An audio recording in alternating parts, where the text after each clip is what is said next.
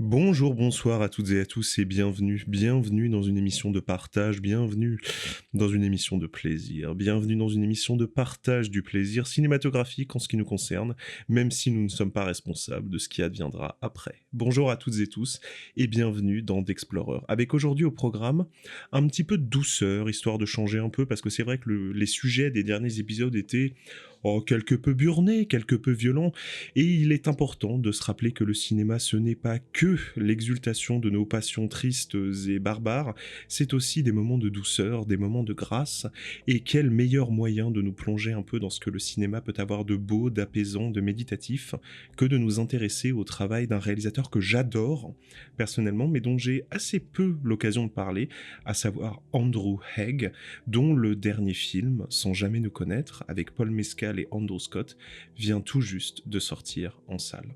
Alors, avant d'attaquer un petit peu l'analyse de ce nouveau film, qui est excellent évidemment comme tout ce qu'il nous a pondu jusque-là, j'adule, hein, Andrew Haigh, on va pas se mentir, donc il n'y aura aucune objectivité dans cette critique, quand il y a une telle complémentarité entre un spectateur et un cinéaste vis-à-vis du style qui est proposé, il n'y a que l'amour qui vaille, et donc cette critique, cette analyse, ce moment de discussion cinématographique sera un pur moment d'amour.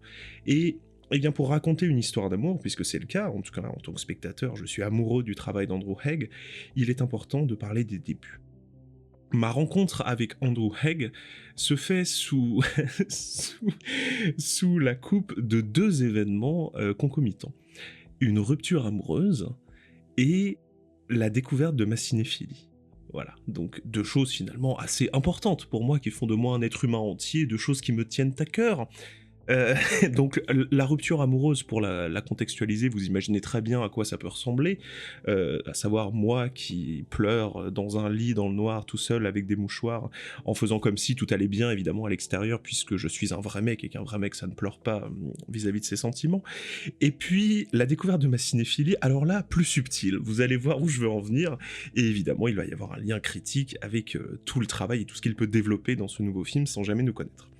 Lorsque j'étais plus jeune, j'ai commencé en fait à m'intéresser au cinéma de façon autodidacte. C'est-à-dire que, en ce qui me concerne, je n'ai commencé à étudier véritablement le cinéma en école de cinéma que lorsque j'ai eu 22-23 ans. Je n'ai pas suivi de cours d'histoire du cinéma ou de cours de spécialisation de cinéma au lycée, par exemple, comme je sais que certains établissements le proposent. C'était pas mon cas. Donc, lorsque je me suis passionné pour cet art, je l'ai fait de manière solitaire, en me renseignant comme je le pouvais, en grappillant de l'information là où je pensais qu'il était le plus intéressant et le plus légitime de la recueillir. Et donc, eh bien, mon exploration du cinéma a été une exploration strictement chronologique, en fait, dans un premier temps, d'études des courants. Voilà, moi j'étais un peu une tête de classe, hein, vous savez, Clément Gros-Cerveau, on retrouve Clément Gros-Cerveau pour cette émission, et donc eh bien je me disais voilà, je vais aller voir un petit peu ce dont on me dit que c'est comme ça que le cinéma doit être classé. Et donc voilà, j'arrive, donc on me dit ok, début des années 30, fin de l'âge d'or du muet, avec les derniers grands films de cinéastes comme Murnau, etc. On arrive vers tout ce qui peut se développer pendant la Seconde Guerre mondiale. Ensuite, après la Seconde Guerre mondiale, on a les concepts de néoréalisme italien, tout ça, tout ça. Et puis, en France, il y a un courant dont on me dit qu'il se nomme le réalisme poétique. Et alors moi, à l'époque, je n'ai pas encore pris le temps, on va dire, d'aller regarder tous les films qui sont catégorisés comme appartenant à ce courant. Donc, je ne sais pas vraiment ce que ça veut dire, le réalisme poétique, et je me fais une idée, voilà, de ce que c'est. C'est-à-dire que je n'avais pas vraiment de définition très précise sous la main. On me dit, voilà, donc le réalisme poétique, c'est tel type de cinéaste, c'est tel type de film... Je me dis ok, bah écoute très bien, si on me dit que Jean Vigo par exemple c'est du réalisme poétique, eh bien moi Clément tout seul qui n'ai jamais vu un film de Jean Vigo, à l'époque je suis quand même assez jeune encore une fois, et qui croit vaguement comprendre ce qu'on entend par réalisme poétique, c'est-à-dire travailler sur des histoires qui mettent en avant des thèmes réalistes entre guillemets, c'est-à-dire plutôt matérialiste et alors évidemment à l'époque j'ai pas les concepts philosophiques de matérialisme et de réalisme évidemment avec moi dans ma besace, mais voilà, je comprends vaguement, c'est-à-dire, on va parler en gros de la vie des petites gens, quoi. C'est ce que je me dis, et alors poétique, c'est-à-dire on va monter en poésie, en fait, ce qui est du quotidien relativement banal de la vie de tout le monde, et donc en fait, je me dis, voilà, assez naïvement, que ce qu'on entend par réalisme poétique, qui est un courant typiquement français, d'ailleurs, je ne sais pas si je l'ai précisé, c'est qu'on va parler de la petite vie des petites gens, et qu'en fait, cette petite vie de petites gens, eh bien, ce sera aussi important, aussi lyrique, aussi merveilleux que peuvent l'être des films sur des grands destins ou de grandes histoires. Voilà. Ça a plutôt un sens de se dire ça, je veux dire, quand on a l'appellation réalisme poétique. Et puis alors, je regarde les films, et c'est pas du tout ça. Donc je suis très déçu, en fait. Parce que le réalisme poétique, en réalité, c'est une catégorisation qui sert à nommer les films qui tiennent majoritairement sur deux éléments, à savoir le fait que les personnages soient globalement ce qu'on appellerait dans une tradition, dans un angle de vue marxiste, des prolétaires, donc des personnages qui sont voilà, dans le sillage de tout ce qui s'est développé avec le Front Populaire en France, etc. Le Front Populaire de l'époque, hein, pas le magazine d'aujourd'hui, vous vous en doutez. Et à cela, donc le destin de ce type de personnage catégorisé socialement, et à cela on va ajouter toute une réflexion autour de la question de la marginalité.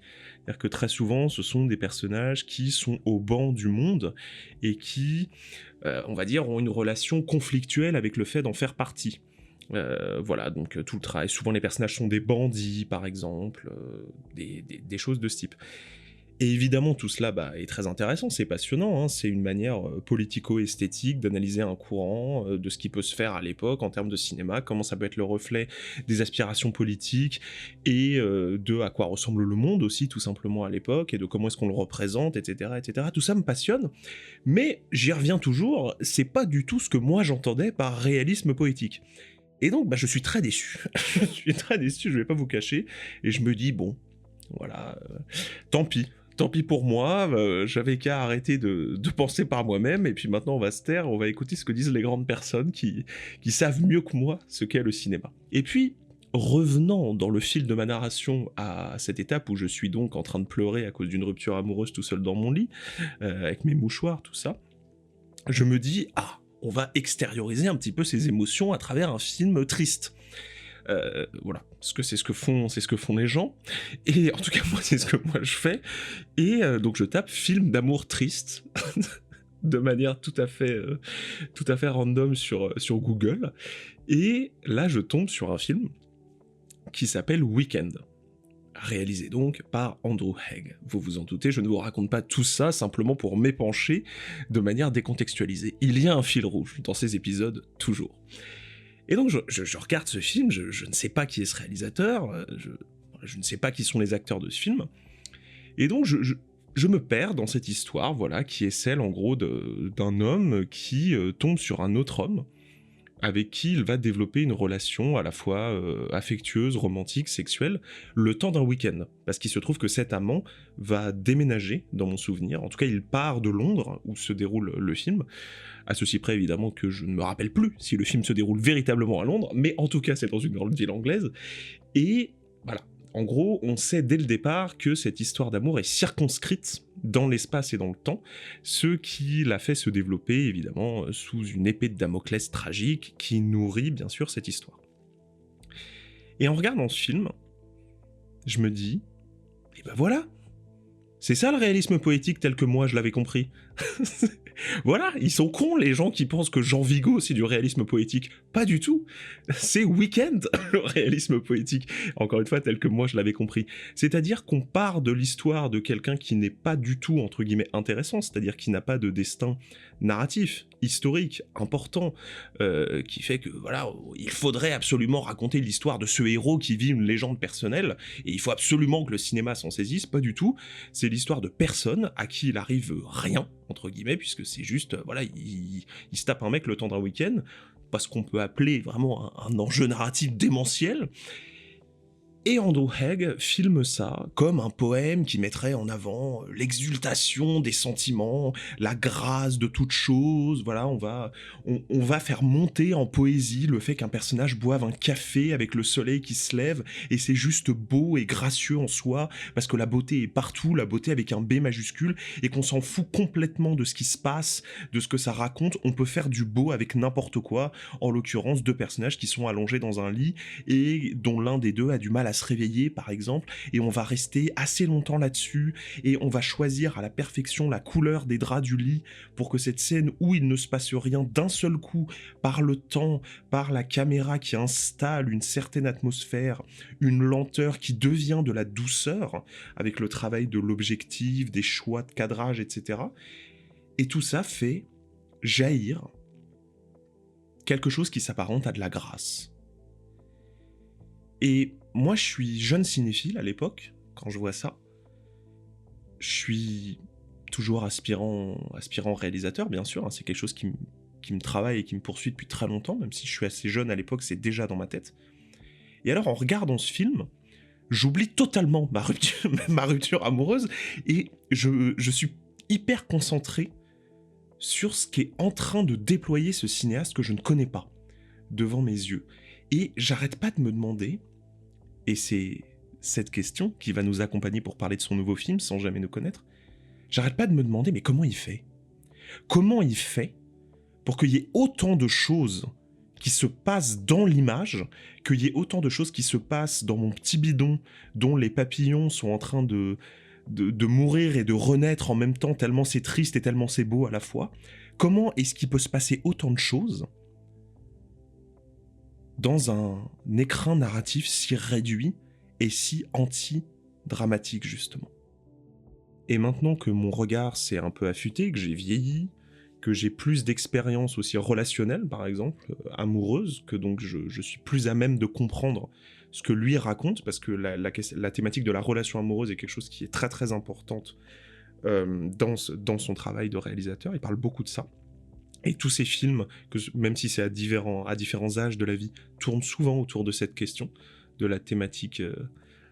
Et maintenant que je suis un peu plus vieux, que mon regard critique s'est un peu affûté, que j'ai plus d'expérience aussi dans l'amour, dans les relations, en fait, tout simplement, qui est un thème majeur, même lorsqu'il l'aborde, comme c'est le cas dans La Route sauvage, au travers de l'amitié d'un jeune garçon et d'un cheval, ce qui est une forme de relation. Voilà, nous ne sommes pas là dans le jugement, et puis ce n'est évidemment pas de ce genre de relation dont il s'agit, mais voilà, il travaille encore une fois cette question de comment est-ce que deux êtres qui se trouvent peuvent affronter le monde, mais aussi l'embellir, parce que à travers ces deux personnages qui auparavant étaient solitaires, se crée un troisième regard, qui est le regard de l'amour, qui est presque toujours traité comme un personnage à part entière dans les films de Andrew Haigh.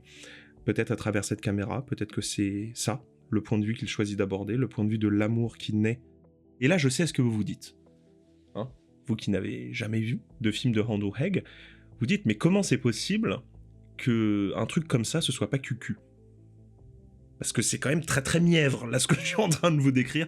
Oui, voilà, il fait des films sur l'amour, et il parle de l'amour, et de comment est-ce que l'amour entre deux personnes, dans un quotidien hyper banal, et ben en fait c'est beau en soi, et que c'est sujet de cinéma. On s'emmerde. Et ben non, on s'emmerde pas. On s'emmerde pas, et homme ou femme, peu importe qui tu es, de peu de foi que tu es, laisse-moi te convaincre, à travers Sans jamais nous connaître, qu'une fois encore, c'est loin d'être le cas. Et ce film, Sans jamais nous connaître, est compliqué à résumer. Voilà. Là, ça fait 3 fois que j'essaye, ça commence à me péter les burnes. Donc, je vais y aller franco de port, vous m'excuserez, mais comme ça, je veux vraiment passer à la suite, parce que je n'avance pas. Donc, nous avons un personnage principal qui est interprété par Andrew Scott, qui est scénariste. D'accord ? Donc déjà, le caractère biographique ou autobiographique du film est posé d'entrée de jeu. Un scénariste qui essaye d'écrire un film sur son enfance, et qui, pour y parvenir, se rend dans sa maison d'enfance qui est également celle d'Andrew Haigh, puisqu'ils ont véritablement tourné dans la maison de ses parents à lui, donc le caractère autobiographique est verrouillé désormais dans le prisme d'analyse, et lorsqu'il se trouve devant cette maison d'enfance, le personnage principal va voir ses parents. Sauf que ses parents sont morts. Ils sont morts quand lui avait 6 ans dans un accident de voiture.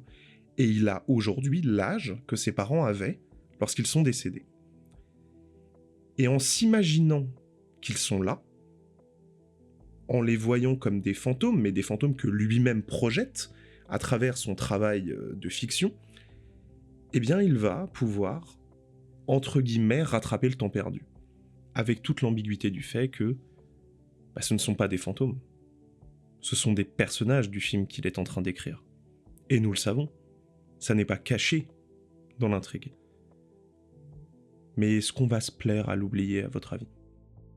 En parallèle de cette petite sortie de route psychiatrique que nous fait le personnage d'Andrew Scott, il va rencontrer un garçon, interprété par Paul Mescal, avec qui il va développer une relation amoureuse, sexuelle, de tendresse, dans un immeuble où il se trouve qu'ils sont les 2 seules personnes à y habiter, puisqu'aucun autre des appartements n'arrive à trouver de locataire. Donc, vous le comprenez bien à travers le résumé que je viens de faire, on est sur un film qui est profondément fantastique, parce que vu le marché de l'immobilier à Londres, ça m'étonnerait qu'un appartement comme ça reste vide bien longtemps, mais surtout parce que c'est un film qui joue avec l'ambiguïté de genre du film de fantôme, bien évidemment. Ce qui est un moyen pour le réalisateur de produire non pas un film fantastique au sens strict, mais plus un film de deuil, bien sûr. Andrew Haigh nous dit en interview que c'est son film le plus personnel et le plus autobiographique, qu'il avait besoin de faire ce film-là, et qu'il y avait quelque chose à raconter de lui dans cette histoire. Bon, déjà, no shit Sherlock, je veux dire, quand un cinéaste met en scène un autre artiste et qu'il tourne dans sa véritable maison d'enfance, merci Andrew, on avait compris que c'était ça dont tu cherchais à nous parler. Mais ce qui est intéressant, évidemment, c'est cette chose intime qu'il a mis de lui dans cette histoire. Parce qu'en réalité, sans jamais nous connaître, fonctionne sur le même motif cinématographique que tous les autres films précédents de Andrew Haigh. On prend des situations très simples, très banales, et on les fait monter en poésie. Et ce que je veux dire par là, c'est très important. Parce que des cinéastes qui, aujourd'hui, prennent la banalité comme un sujet de cinéma et nous disent « ce n'est pas parce que c'est banal que ça n'est pas beau », il y en a plein. Voilà, et moi, tout de suite, je vais penser à un cinéaste comme Hong Sang-soo, par exemple, qui fait beaucoup ça. Mais ce qui est très différent chez Andrew Haigh, c'est que ce n'est pas qu'il filme la banalité comme de la poésie, c'est qu'il prend la banalité pour en faire de la poésie. C'est-à-dire que justement, il y a non pas un travail de pure captation de quelque chose qui serait beau en soi, mais il y a un travail de sublimation de la banalité. Et maintenant que le contexte général étant posé, là normalement c'est le moment où je vais pouvoir passer à l'analyse. Voilà, où je vais pouvoir vous donner mon interprétation de tous les éléments de la mise en scène, comment est-ce que cette mise en scène s'accouple avec les éléments narratifs pour créer quelque chose de plus et quelque chose de plus grand. Ça, c'est ce que j'aurais fait si Andrew Haigh n'était pas ce qu'il est. C'est-à-dire un cinéaste dont le travail même m'empêche de le disséquer. Parce que ce film, de par la multiplicité des éléments qui le constituent, vous l'avez entendu rien qu'au résumé, c'est un film de fantômes, c'est un film qui, d'une certaine manière, joue avec la mise en abîme du cinéma, puisque les fantômes, entre guillemets, sont en réalité des personnages d'un scénario qui est en train d'être écrit, ce dont nous sommes parfaitement au courant. C'est une histoire d'amour entre deux personnages solitaires qui se rencontrent, etc. C'est un film queer dont on pourrait interroger la manière dont il parle de cette question, et notamment à travers le clash des générations, ce qui donne d'ailleurs lieu à des scènes à la fois drôles, intelligentes, extrêmement bien écrites, qui sont émouvantes sans jamais être dans le pathos, et qui en plus viennent questionner politiquement très intelligemment la question du coming out, de l'identité queer, par rapport aux parents, par rapport à la société, par rapport au travail, etc., etc. Mais quel angle choisir ? C'est ça le problème en fait. Parce que parler de l'un de ces éléments c'est nier les autres, qui pourtant sont tout aussi importants. Parce que choisir un axe au détriment des autres, c'est dévitaliser le film. Alors que le travail de réalisme poétique tel que moi je l'entends d'Andrew Haigh, c'est justement d'embrasser la multiplicité de ses personnages. Ce qui d'ailleurs en fait un cinéaste extrêmement singulier, puisque lorsque je vous parlais de cette question du travail sur le réalisme, travailler sur le réalisme, c'est aussi travailler la question de la place des personnages dans le récit. Et de d'ailleurs se poser la question de est-ce qu'il faut faire récit ? Normalement, quand vous écrivez un scénario, quand vous racontez un film, vous racontez quelqu'un à qui il arrive quelque chose et qui se met du coup à faire des choses pour affronter cette situation nouvelle qui débarque dans sa vie. Il fait pas ça, Andrew Haigh. Ce n'est pas quelqu'un qui filme des personnages en train de faire des choses, c'est quelqu'un qui filme des personnages être. Ce n'est pas un film qui raconte l'héroïsme de ces personnages, qui raconte leur destin, c'est un film qui compagnonne avec eux. C'est un sentiment qui est très difficile à expliquer, mais je n'ai jamais plus eu l'impression de vivre des films qu'en regardant ceux de Andrew Haigh. C'est d'ailleurs une réflexion que je me suis faite pendant la séance de Sans jamais nous connaître. Je suis bien là. Pas c'est un bon film, pas oh là là qu'est-ce que c'est émouvant, oh là là c'est merveilleux, simplement je suis bien là. Comme si j'étais en train de vivre un moment, pas de traverser un récit, pas d'arpenter une intrigue avec un personnage, d'attendre d'être ému ou qu'il y ait du suspense. Non, j'étais là. J'étais avec lui, comme si j'étais dans la pièce. Et ça m'allait très bien. Et cette dilatation-là, il la rend possible par un travail permanent sur la douceur. Qu'est-ce que j'entends par là ? J'entends par là le travail sur le son, par exemple. Le mixage de Sans jamais nous connaître est très particulier. Il y a beaucoup de scènes où l'on jurerait que l'on se trouve face à un film muet. C'est très étrange. Comme si les personnages ne parlaient pas, il n'y avait pas à y avoir de bruit. Comme si tout était étouffé. Vous savez, un peu comme des pas sur la neige. Tout ça crée un sentiment extrêmement particulier. Une émotion éthérée, comme si ce que l'on regardait était un rêve. Et peut-être d'ailleurs que ce serait une bonne piste, ça, pour parler de son travail, de comment est-ce qu'il arrive à créer de la grâce à partir de quelqu'un qui boit son café, pour reprendre l'exemple qu'on file depuis le début. Peut-être qu'en fait c'est parce qu'il filme la réalité comme un rêve. Il y a le monde réel et le monde du fantasme, qui s'entrechoquent évidemment à travers ses parents, qui sont des projections de l'esprit du personnage principal. Scènes avec les fantômes, entre guillemets, qui d'ailleurs sont filmées exactement de la même manière que les autres scènes. Comme si il n'y avait aucune différence entre le rêve et la réalité. Et qu'il n'y avait pas à en avoir. Un petit peu comme si Andrew Haigh avait lu Yamamoto, qui est un philosophe japonais, et qui, vous allez voir pourquoi, vous allez voir où je vais en venir, qui a écrit une phrase dans le Hagakure, où il dit « Le monde est fugace comme un rêve ». Et cette phrase, elle m'a beaucoup marqué parce que je suis pas sûr de comprendre ce que ça veut dire. Et j'ai l'impression que, sans jamais nous connaître, c'est un peu ça. C'est un peu cette idée que le monde est fugace comme un rêve. Et ce qui est fou, là-dedans, dans cette ambiguïté, c'est que normalement, vous savez, les réalisateurs, lorsqu'ils travaillent la question du rêve, on va prendre 2 exemples, histoire que tout le monde voit de quoi on parle, quand on prend Lynch par exemple, ou Christopher Nolan, le rêve est utilisé comme un élément esthétique à part entière. Le rêve n'est pas nié dans sa puissance. C'est-à-dire que quand un metteur en scène ou une metteuse en scène vous dit, comme c'est le cas par exemple dans Paprika, on va filmer le rêve, tout de suite, vous avez une espèce de démultiplication des possibilités de cinéma qui s'offre à vous. Et là, c'est comme si Andrew Haigh faisait exactement l'inverse. Comme si, justement, il niait au rêve sa singularité. Que le rêve, c'était une partie de nous. Que le rêve, c'est un petit peu la manière qu'avait tout le monde de faire du cinéma. Presque sans le vouloir. Parce qu'évidemment, bon, on a parlé du caractère autobiographique, Et je suis persuadé qu'il y a des choses intimes qui se jouent dans ce film pour le réalisateur. Mais il y a surtout un élément, moi, qui me pète à la gueule, c'est qu'en fait, c'est un film qui est en train de parler de quelqu'un qui fait des films. Et que ce qui se déroule à l'écran, dans des scènes incarnées par des acteurs, que le film appelle des fantômes, en fait, c'est le film qui est en train de s'écrire.